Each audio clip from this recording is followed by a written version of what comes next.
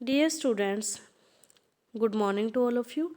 आज हम इंग्लिश में अपनी बुक फुटप्रिंट विदाउट फिट का लेसन नंबर 7 रीड करेंगे, the necklace.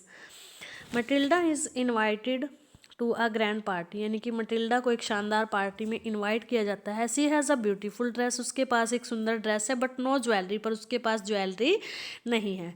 C borrows a necklace from a friend, और वो अपनी एक फ्रेंड से नेकलेस उधार लेती है, बट लॉसेज इट, पर वो उसको गुम कर देती है। वट हैपन देन, उसके बाद क्या होता है। तो अब हम अपना लेसन स्टार्ट करते हैं।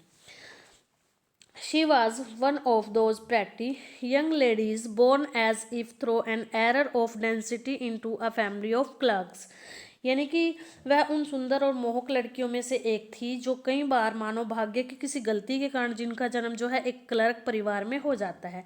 शी हैड नो डोरी, और उसके पास दहेज के रूप में ले जाने के लिए कुछ भी नहीं था। नो होप्स, उसे कोई उम्मीद नहीं थी। No means of becoming known, loved and married by a rich man, either rich by a man either rich और डिस्टिंग्विश्ड, और उसके पास मतलब कि कोई भी ऐसा साधन नहीं था जिससे लोग उसके बारे में उसको जाने, उसको समझे, उससे प्यार करें, और कोई अमीर व्यक्ति जो है उससे शादी करे।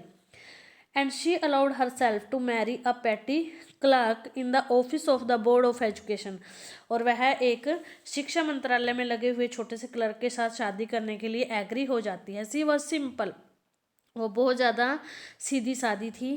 बट शी वॉज अनहैप्पी, पर वो अनहैप्पी थी, यानी कि हमेशा दुखी रहती थी।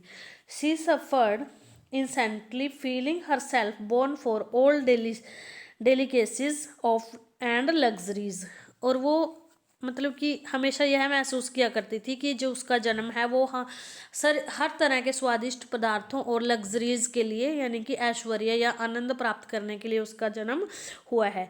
सी suffered from the poverty of her apartment, the shabby walls and the worn chair, और वो हमेशा अपनी दरिद्रता के कारण, दीवारों की भद्दी शक्ल के कारण और टूटी हुई चेयर्स वगैरह के कारण जो है हमेशा दुखी रहती थी।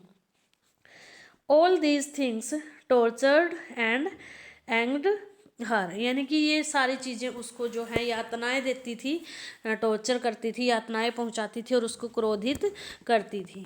When she seated herself for dinner opposite her husband, who uncovered the tureen with a delighted air, saying, "Oh, the good pot P", यानी कि जब उसके वो डिनर के लिए अपने हस्बैंड की अपोजिट साइड में बैठा करती थी, तो वो हमेशा उसके हस्बैंड क्या कहते थे, एक मतलब कि ट्यूरीन को उठाते हुए, यानी कि ट्यूरीन का ढक्कन उठाते हुए, ट्यूरीन होता है जैसे मर्तबान साइड की टाइप का एक बाउल होता है, तो उसका ढक्कन उठाते हुए कहते हैं, मतलब खुश होता है और कहता है कि कितना बढ़िया है यह शोरबा।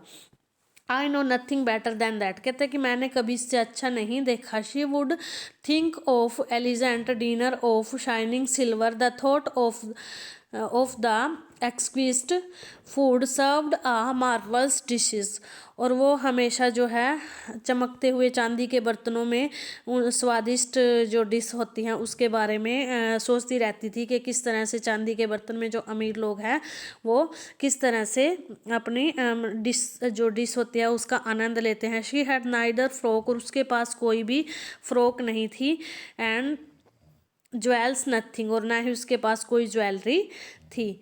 और वो हमेशा मतलब कि जो अमीर लोग थे उनकी जो लाइफ स्टाइल होता है उसके बारे में सोचती रहती थी कि किस तरह से वो चांदी के बर्तनों में जो है स्वादिष्ट भोजनों को शानदार तरीके से प्लेटों में सजाकर उनको परोसा जाता है, ठीक है। और उसके पास अपनी कोई ना तो कोई फ्रॉक थी, she had neither frocks and jewels nothing, ना ही कोई ज्वेलरी थी। And she loved only those things, और वो इन सब चीज़ों से बहुत ज़्यादा मतलब कि प्यार करती थी, बहुत अच्छी लगती थी उसको ये सारी चीज़ें, तो वो उनके बारे में सोचती रहती थी। She had a rich friend, और उसकी एक रिच फ्रेंड थी।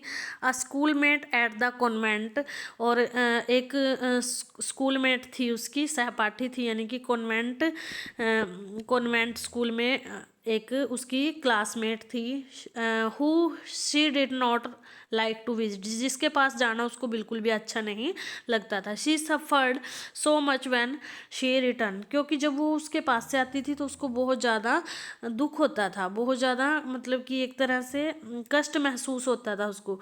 She wept for whole days from despair and disappointed, और वो उन दिनों को सोच सोच के जो है रोती रहती थी और बहुत ज़्यादा डिसअपॉइंटेड हो जाती थी। निराशा और परेशानी उसको ये दिन वहाँ से आने के बाद निराशा और परेशानी देते थे।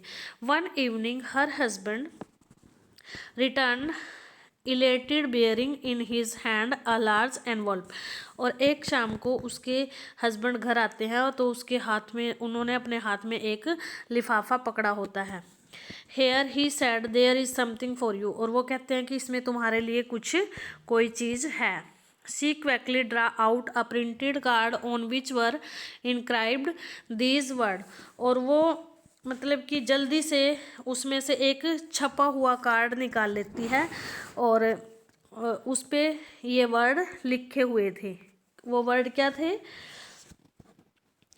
The minister of public instruction and madam George Ramponneau ask the honour of Mr and Mrs Loisel company Monday evening January 18 at the minister resident, और उस पर ये वर्ड लिखे हुए थे। इसका मतलब है कि शिक्षा मंत्री और श्रीमती जॉर्ज रेम्पान्यू सोमवार 18 जनवरी को शाम को शाम के टाइम को मंत्री के निवास पर श्रीमान और श्रीमती लोएजल को संगति का सम्मान प्राप्त करने के लिए उनसे प्रार्थना वो करते हैं।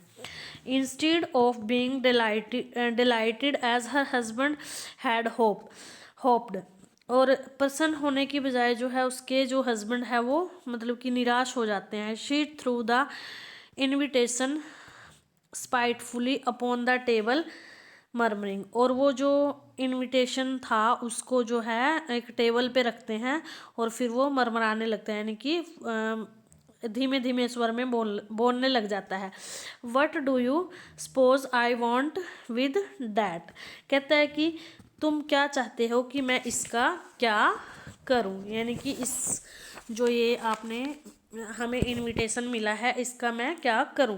तो आज के लिए इतना ही, नेक्स्ट लेक्चर में हम आगे का लेसन डिस्कस करेंगे। अगर कोई क्वेरी हो तो पूछ लेना। Thank you, have a nice day.